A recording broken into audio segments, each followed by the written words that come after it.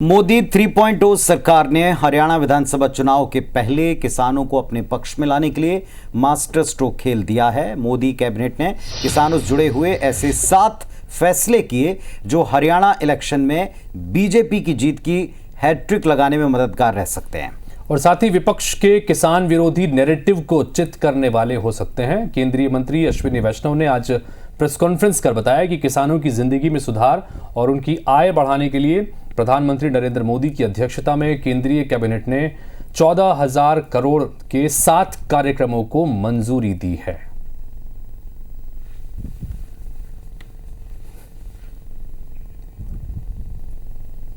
आज की cabinet meeting में 7 बड़े फैसले लिए गए किसानों की जिंदगी में और उनकी इनकम को, किसानों की जिंदगी में सुधार लाने के लिए और उनकी इनकम को बढ़ाने के लिए।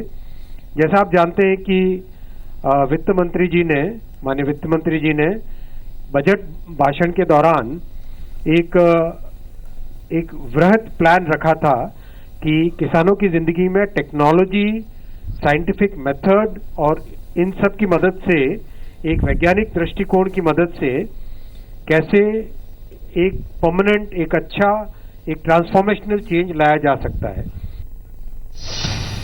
और अब आपको ग्राफिक्स के जरिए जरा मोदी सरकार के वो 7 फैसले जो गेम चेंजर रह सकते हैं इनके बारे में बताते हैं। जरा देखें आप टेलीविजन स्क्रीन पर, ये वो बड़े फैसले हैं।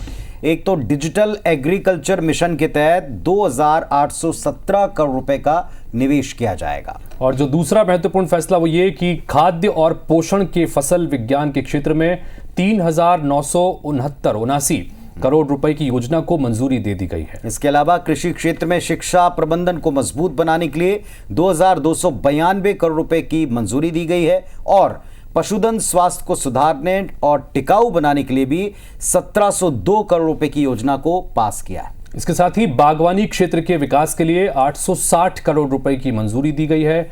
कृषि विज्ञान केंद्रों के लिए 1,202 करोड़ रुपए का आवंटन किया गया है। प्राकृतिक संसाधनों के प्रबंधन को बेहतर करने 1,115 करोड़ रुपए की मंजूरी दी गई। ये वो बड़े फैसले हैं जिनके जरिए उम्मीद है भारतीय जनता पार्टी को कि सब किसानों को अपील करेंगे।